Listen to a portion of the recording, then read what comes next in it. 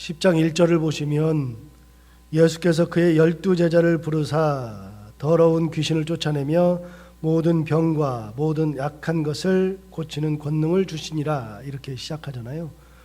여기 보면 이제 10장에 보면 드디어 12제자를 부르시는 장면이 나와요. 그래서 12제자 이름이 이제 2절부터 쭉 기록되어 있죠. 그래서 2절부터 보시면 12사도의 이름은 이러하니 베드로라는 시몬을 비롯하여 그의 형제 안드레, 세베대의 아들 야고보, 그의 형제 요한, 빌립, 바돌로메, 도마, 세리, 마테, 알페오의 아들 야고보, 다데오, 가나안인 시몬, 가룟 유다 이렇게 돼 있어요.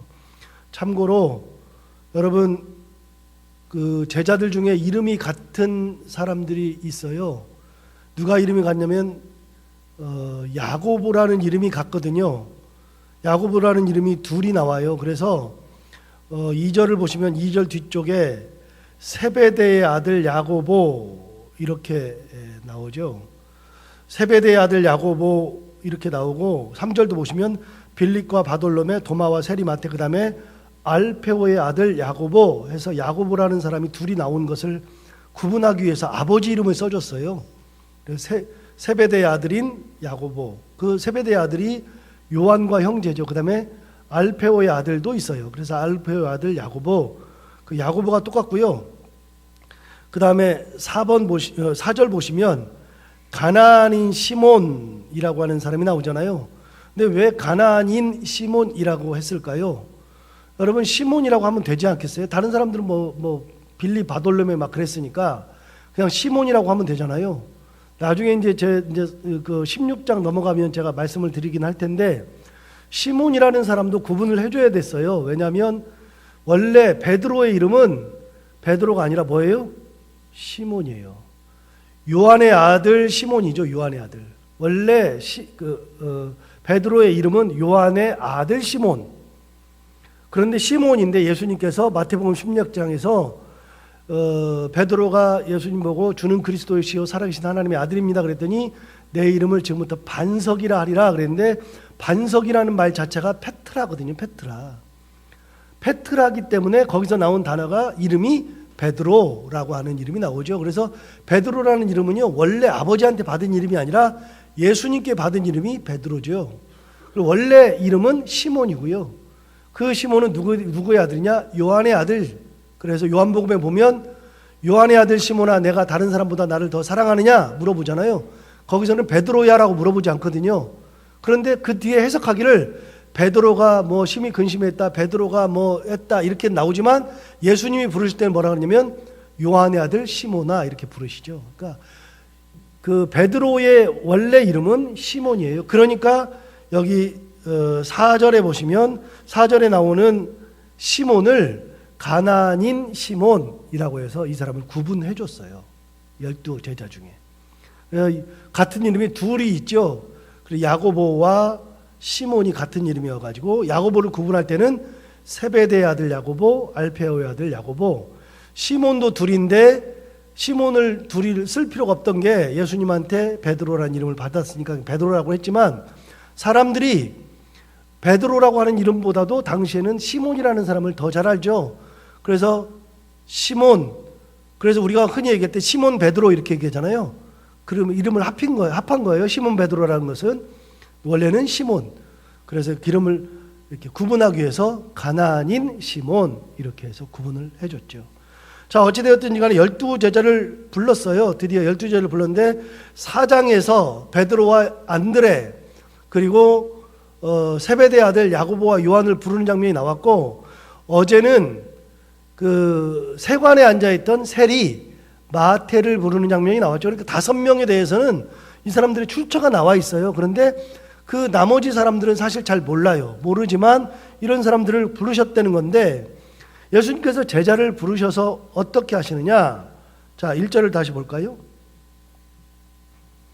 1절을 보시면 예수께서 그의 12제자를 부르사 더러운 귀신을 쫓아내며 모든 병과 모든 약한 것을 고치는 권능을 주시니라 그랬어요. 그러니까 예수님께서 제자를 부르셔서 주신 게 뭐냐면 능력을 주셨어요. 어떤 능력을 주셨냐면 더러운 귀신을 쫓아내는 능력, 그 다음에 모든 병과 모든 약한 것을 고치는 권능 이걸 주셨어요. 저는 옛날에 이 말씀을 보고서 좌절을 했어요. 진짜 좌절했어요. 더러운 귀신을 쫓아내는 능력을 저한테 주신 적이 없잖아요. 저는 귀신을 쫓아내고 싶었거든요, 옛날에. 진짜 30대 때, 이런 때는 더러운 귀신을 막 쫓아내는 그런 능력을 제가 원했어요. 그런데 저는 그런 능력을 안 주시니까 좌절했어요. 그런데 제자들은 더러운 귀신을 쫓아내는 능력을 받았거든요. 두 번째, 모든 병과 모든 약한 것들을 다 고친다. 그런데 모든 병과 모든 약한 것은 뭐냐면요.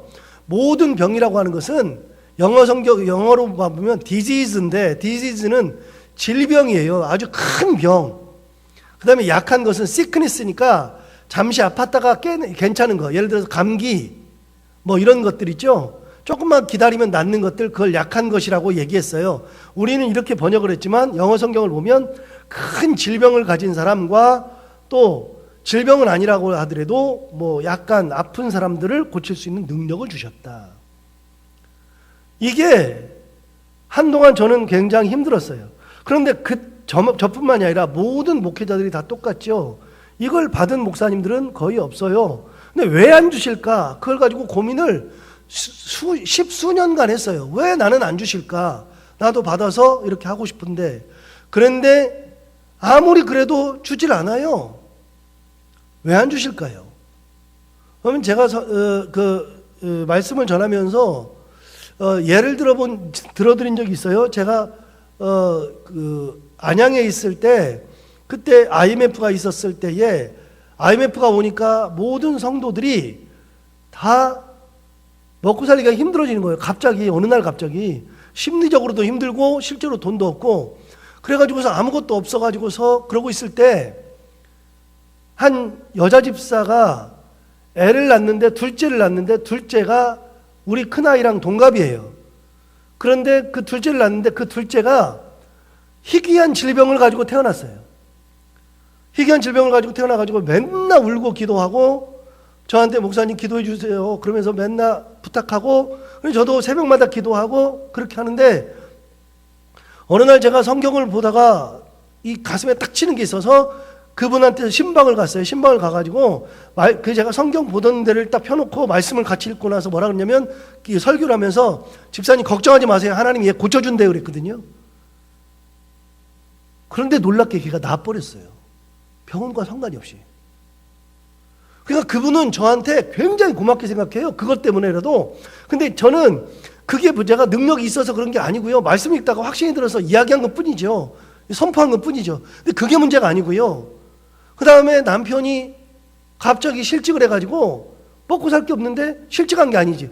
3개월 동안 회사에서 돈을 못 받아가지고 그 아이에게 줄 분유를 살 돈이 없는 거예요. 그래가지고서는 신방을 갈 때마다 맨날 울어요. 남편이 이렇다 뭐 그러면서 울기도 하고 굉장히 어려워하는데, 그렇게 어려워할 때 가면 울음이야. 다른 집도 가면 울음이고, 다른 집 가면 울음이고, 그때는 진짜 신방을 다니기가 너무나 힘들기도 하고, 또 내가 목사 왜 됐지 이런 생각이 많이 들더라고요. 그래가지고 제가 맨날 기도할 때마다 하나님 앞에 이렇게 기도했어요. 하나님 왜 이렇게 돈이 없어요? 저 돈 좀 주세요. 저 돈 주면 제가 저를 위해 안 쓰고 다 나눠줄 건데 돈 좀 주세요. 그러는데 하나님 끝까지 돈을 안 줘요. 돈을 안 주고, 제가 2000년이 되었을 때 어느 정도 조금씩 해결되는 거 보고 나서 유학을 떠났는데, 유학을 갔다가 한 3년인가 있다가 왔는데, 그때 그 집사님한테 전화가 왔잖아요. 전화가 와가지고 목사님 좀 만나자고. 그래서 만났어요. 만났더니 저녁을 잘 사줘요. 아주 비싼 데서 잘 사줘요. 사주더니 그분이 그 식사를 한 다음에 뭐라 그러냐면, 옛날 얘기를 꺼내는데 그 얘기가 아니라 여러분 다 아는 얘기예요. 그분이 주일날이 돼가지고 2층으로 이렇게 2층에 유아실이 있고 2층에 이렇게 있으니까 저 2층에서 예배를 드리려고 1층에서 쭉 올라오는데, 저는 내려가다가 중간에서 딱 만났는데, 그분을 만나가지고 제가 할 말이 없는 거예요. 할 말이 너무 답답하기도 하고 미안하기도 하고. 그래서 집사님한테 애를 들쳐갖고 오는데 집사님한테 그렇게 얘기했어요. 집사님 힘들죠. 그 말 한마디 했는데 그분이 그 자리에서 털썩 주저앉아가지고 한 5분 울더라고요. 주일날. 근데 엉엉 우는 거예요. 내가 뭐 잘못한 것도 아닌데. 그래가지고 내가 집사님한테 미안하다고 해서, 집사님 미안해요. 울지 말아요 그랬는데, 집사님 그러고서 위에서 올라가서 예배 드렸어요. 그러고서 이제 저는 이제 유학을 갔죠. 그 후에 한 1년인가 2년 있다가 아무 말 없이 있다가 그런데 만나가지고 그 얘기를 꺼내면서 뭐라 그러냐면 그분 말씀이 이렇게 말씀하시는 거예요. 정확하게 목사님 그때 목사님이 힘들죠 했을 때 목사님의 음성으로 들리는 게 아니라 하나님이 나보고 너 힘들지 하는 걸로 이렇게 말씀하시는 걸로 들리더라는 거예요.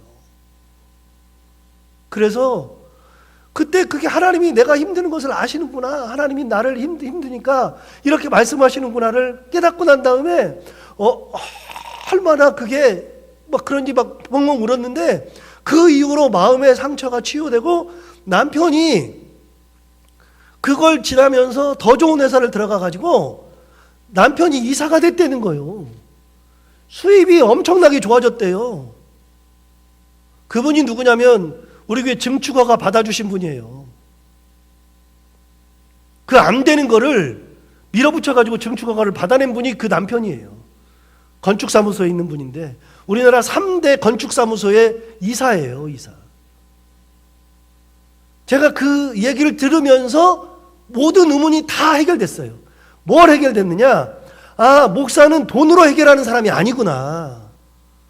목사는 뭘로 해결하는 사람이냐면 말씀으로 해결하는 거구나. 하나님의 위로로 해결하는 거구나. 목사마다 달라요. 목사마다 달란트도 다르고 다 다른데 뭘로 해결하는 거냐면 목사들은 능력이 많아가지고 사람들 막 고치고 막 그 귀신들 쫓아내고 그게 목사가 아니고 현대의 목사는 당시의 목사는 이래야만 돼요. 실제로 이래야만 됐어요. 사도행전에도 보세요. 사도행전에도 말씀 가지고서 사람들을 전도한 게 아니라 그 사람들을 전도할 때는 뭘로 있어요? 하나님의 능력으로 전도했다고요. 그러니까 그 당시에는 능력이 나타나는 시대죠. 시대에 따라서 하나님 주시는 능력이 다른 거예요. 그런데 지금은 그럴 필요가 없는 시대죠. 그럼 뭘로 하나님 쓰세요? 말씀으로 쓰시는 거예요. 그래서 그걸 깨달은 다음부터는 하나님이 저에게 말씀의 능력을 주시는 게 너무나도 감사하는 거예요. 말씀을 읽으면 깨닫게 해주시는 능력. 놀랍게도 저는 설교를 준비할 때 많이 어렵게 준비 안 한다 그랬잖아요. 저는 설교를 준비하는데 그렇게 많이 어렵지 않아요. 본문을 쭉 읽다가 여기에 은혜가 되면 몇 개를 적어놔요. 적어놓고서 딱 읽으면 어떤 때는요 설교가 쭉 흘러가요. 제 머릿속에서 흘러가요. 그렇게 이렇게 그냥 하는데 저는 설교를 1시간 2시간 만에 준비할 때도 굉장히 많아요. 그게 얼마나 감사한지 몰라요. 말씀의 은혜를 주시는 것이 너무나도 감사해요. 그게 왜 중요하냐면 하나님이 저에게 주시는 은혜가 있어야 여러분들에게 그 은혜를 그대로 전달하죠. 이 받은 게 없으면 목사들이 무슨 얘기해요? 딴소리만 해. 자기 얘기만 하고 맨 이상한 얘기만 하고 그런 얘기 할 필요가 전혀 없어요. 목회자는 이 자리에 서서 무슨 얘기를 하는 거냐? 하나님의 은혜를 선포하고 하나님의 권능을 선포하고 살아계심을 선포하고 하나님이 지금도 우리와 동행하신다는 것을 선포해야 목회자죠. 이 당시의 제자들은 이런 능력을 주셨어요. 여러분 목사만 그러는 게 아니라 여러분들도 마찬가지예요. 여러분들이 신앙생활하고 있는데 내가 성도로서 아니면 하나님의 제자로서 예수 그리스도의 제자로서 이 땅을 살아갈 때 내게 주신 은혜가 있는 거예요. 남에게 똑같은 은혜를 주신 게 아니라 다 다른 은혜를 주셨어요. 어떤 사람은 섬김의 은혜를 주셨고 어떤 사람은 긍휼의 마음을 주시고 어떤 사람은 물질로 하나님 앞에 헌신하게 하시고 어떤 사람은 몸으로 하게 하시고 어떤 사람은 재주를 주셔가지고 재주를 가지고 사용하게 하시고 그 모든 다른 것들을 다 주셨어요. 마음을 주셔가지고서 하나님의 전을 나와서 하나님 앞에 기도하는 것으로 어떤 사람은 다른 사람을 위로하는 것으로 어떤 사람은 청소하는 것으로 어떤 사람은 또 밥하는 것으로 이 모든 것들로 인해서 하나님께서 은혜를 주신 거예요. 제자들은 이걸 받아야만 되는 시대. 그래서 이걸 받아요. 그러니 항상 무슨 생각을 해야 되냐면 이걸 읽을 때 저는 옛날에 너무나 좌절했어요. 이 말씀을 읽을 때 야 나는 어떻게 귀신도 못 쫓아내냐 그랬는데 지금은 이게 하나도 부럽지 않아요. 목사는 하나님의 은혜대로 말씀을 잘 전하고 하나님의 은혜대로 성도들을 살피는 게 목사라는 확신이 있으니까 여러분도 그런 거예요. 여러분도 내게 주신 은혜, 내게 주신 사명 이런 게 있는 거예요. 자, 제자들은 이런 능력을 받았어요. 그러면서 예수님께서 하시는 말씀이 뭐냐? 제자들을 4절까지 쭉 부른 다음에 5절부터 오늘 15절까지 읽었지만 사실은 42절까지 이 제자들을 보내는 거예요. 사람들에게 보내면서 명령하시는 내용이 나와요. 여러분 보세요. 예수께서 5절을 보시면 예수께서 이 12를 보내시며 명하여 이르시되, 그래서 명하는 것이 쭉 나오죠. 참고로 11장으로 넘어가 봐요. 11장으로 넘어가시면 1절에 보시죠. 1절에 보시면 뭐라고 되냐면 예수께서 12 제자에게 뭘 마쳤어요? 명하기를 마쳤죠. 그러니까 11장은 다 무슨 내용이에요? 명령이에요. 그 명령. 5절부터 나오는 명하기를 시작하는 거죠. 자, 5절 다시 봐요. 10장 5절. 예수께서 이 12를 내보내시며 명하여 이르시되, 그래서 드디어서 제자들이 어떻게 살아가야 되는지, 이 땅에 나가서 어떤 모습으로 살아가야 되는지를 명령하는 거예요. 명령하는 거. 그 내용이 42절까지인데 오늘은 15절까지만 보는 거죠. 7절 한번 볼까요? 내용 중에 이제 선별해서 봐야 되니까 7절을 보시면 가면서 전파하여 말하되 천국이 가까이 왔다 하고 병든 자를 고치며 죽은 자를 살리며 나병한 자를 깨끗하게 하며 귀신을 쫓아내되 너희가 거저받았으니 거저 주어라. 이렇게 돼 있잖아요. 여러분 어떻게 돼 있냐면 가서 전파하는 게 뭐냐면 너희가 능력을 막 전파해 가지고서 너희가 높아져라 그런 소리 한 게 없어요. 뭘 전파하라 그러냐? 가면서 전파하여 말하되 뭐가 가까이 왔다? 천국이 가까이 왔다. 어디서 많이 들어본 얘기인데 누가 얘기했어요? 세례 요한이 얘기했죠? 누가 얘기했어요? 예수님이 얘기했죠. 세례 요한이 요단강가에서 회개하라 천국이 가까이 왔느니라 했죠. 예수님이 세례를 받고 올라오셨고 광야에서 시험을 받고 난 다음에 첫 번째 말씀이 뭐라 그랬어요? 회개하라 천국이 가까이 왔느니라. 그러니까 천국 복음을 전파하기 시작하는 거예요. 첫 마디가 뭐냐? 천국을 전파하는 거예요. 세례 요한도 천국 전파, 예수님도 천국 전파인데 제자들에게 하는 명령도 뭐예요? 천국을 전파하는 거예요. 첫 번째 이 말이 뭐냐면 가면서 전파하여 말하되 천국이 가까이 왔다라고 선포하는 거예요. 천국이 가까이 왔다. 자, 지난번에 설교하는 것을 여러분 다시 복기해 볼까요? 천국이 가까이 왔다는 말이 무슨 표현이라고 그랬어요? 영어식 표현으로 하면 이렇게 돼 있어요. The kingdom is at your hand. 이 무슨 말이냐면 천국이 영어식으로 보면 네 손 안에 있다. 네가 손에 꽉 쥐고 있다 그 말이에요. 네 손에 이렇게 있다. your hand에 딱 있다. 천국이 멀리 있는 게 아니라 가까이 왔다 그러면 우리가 뭔지 잘 모르는데 영어 성경은 기가 막히게 말해줬어요. 천국이 어디 있다고요? 네 손에 있다.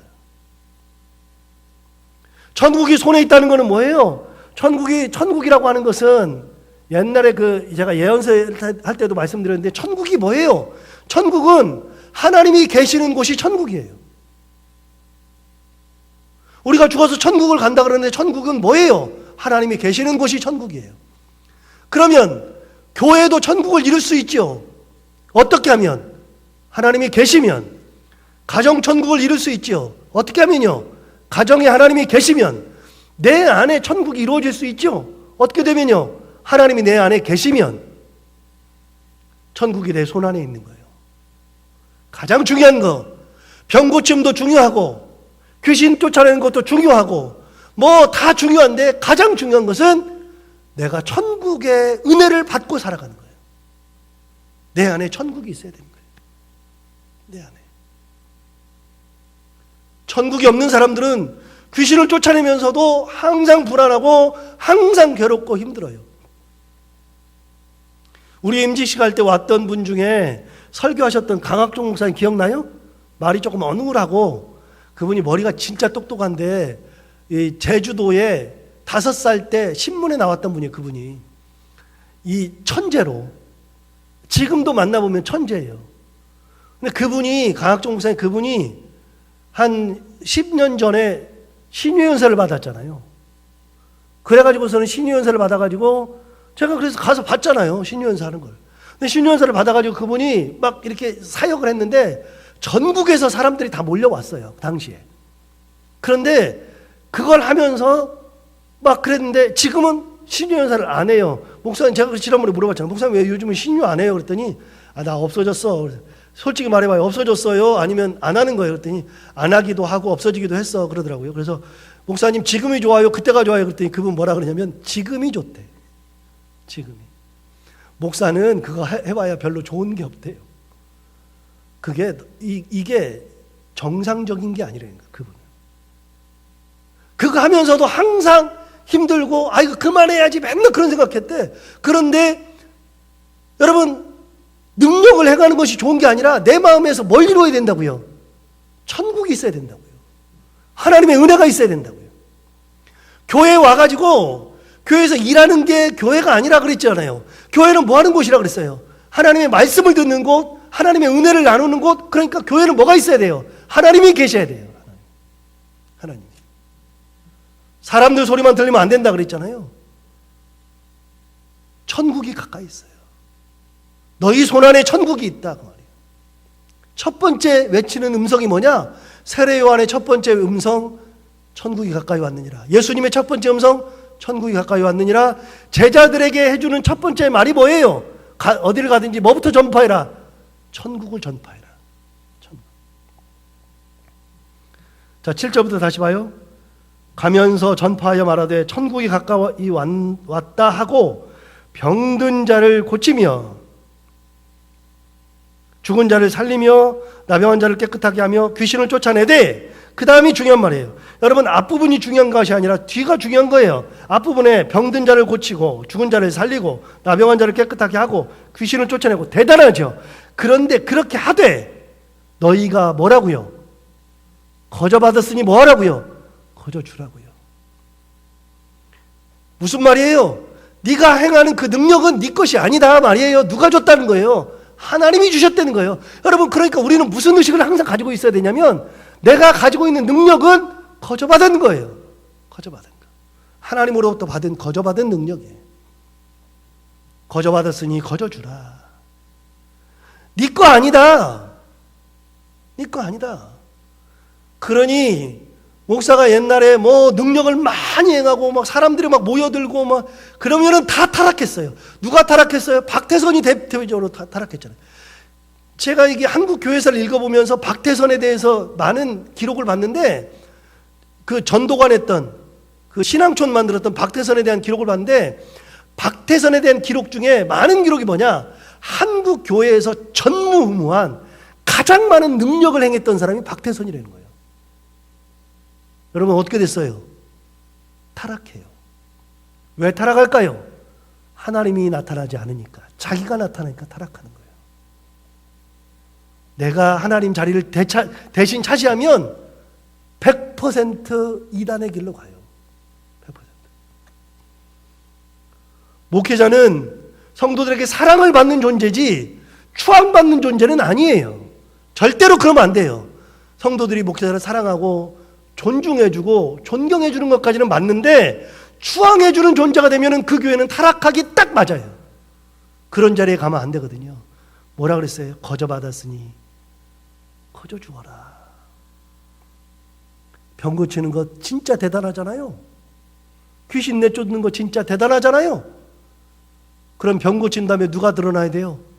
하나님이 드러나야죠. 어디 나와요? 사도행전을 보세요. 사도행전에는요, 병을 고치고 난 다음에 반드시 하나님께 영광을 돌리고, 병을 고치고 난 다음에 하나님의 영광이 드러나고, 항상 그 기록의 끝에, 기적이 일어난 끝에는 항상 뭐가 나오느냐? 하나님의 영광이 다시 나와요. 다시. 뭐라 그래요? 거저 받았으니 거저 주어라. 네 거 아니다. 네가 잘나서 그런 거 아니다. 9절 11절 볼까요? 11절.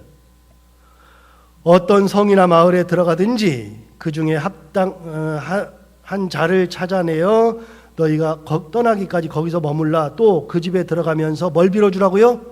평안하기를 빌어라.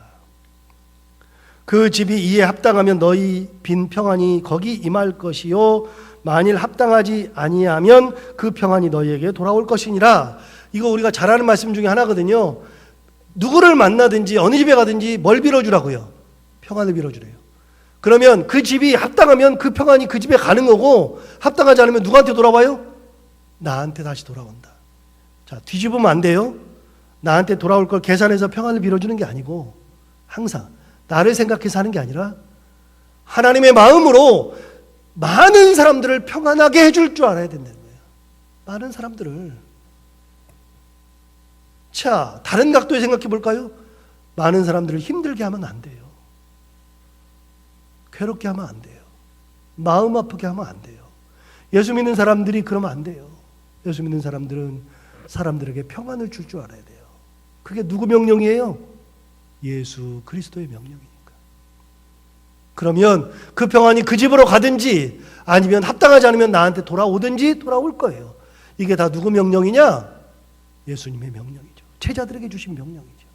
우리는 이 땅을 살아가는 제자들인데 오늘 이 말씀을 들은 것처럼 거저받았으니 거저받는 내 거 아니니 하나님의 은혜로 거저주는 인생, 평안을 빌어주며 사람들을 행복하게 만드는 인생, 무엇보다도 더 중요한 것은 내 안에 천국을 누리며 살아가는 그런 인생 될 수 있기를 바랍니다. 기도하겠습니다. 하나님 아버지, 오늘도 제자들을 보내시면서 명령하는 말씀을 통하여 귀한 은혜를 나누게 해주셔서 감사합니다. 오늘 말씀을 주신 것처럼 하나님 아버지, 우리가 천국을 누리며 살아가는 사람들 되게 하여 주옵소서. 천국은 다른 곳에 있는 것이 아니라 다른 것에 있는 것도 아니고 천국은 하나님이 계셔야 천국이라 그랬는데 내 마음에 하나님 살아계셔서 내 안에서 천국을 이루게 하시고 우리 가정 속에서 천국을 이루는 천국 가정 되게 하여 주옵시고 우리 교회들에 하나님 좌정하셔서 천국을 만드는 교회들이 다 되게 하여 주옵소서. 또한 아버지 하나님이 우리에게 주신 그 모든 것들을 거저받았으니 거저 줄 수 있는 내가 드러나지 아니하고 하나님이 드러나는 거저주는 인생 되게 하여 주옵시고 어느 사람을 만나든지 어느 집에 가든지 하나님의 마음으로 예수 그리스도의 마음으로 평안을 빌어주며 하나님의 그 사랑을 나누며 사람들을 마음 아프게 하지 않고 괴롭게 하지 않고 그 사람들에게 하나님의 평안을 나누며 함께 행복하게 살아가는 참 그리스도인들이 되게 하여 주옵소서. 하나님 아버지, 오늘도 하루를 살아갈 때 이 말씀을 기억하며 살게 하여 주옵시고 오늘도 해야 되는 것들 기쁨으로 잘 감당하게 하시고 만나는 이들과 함께 행복한 하루 되게 하여 주옵소서. 예수님 이름으로 기도하옵나이다.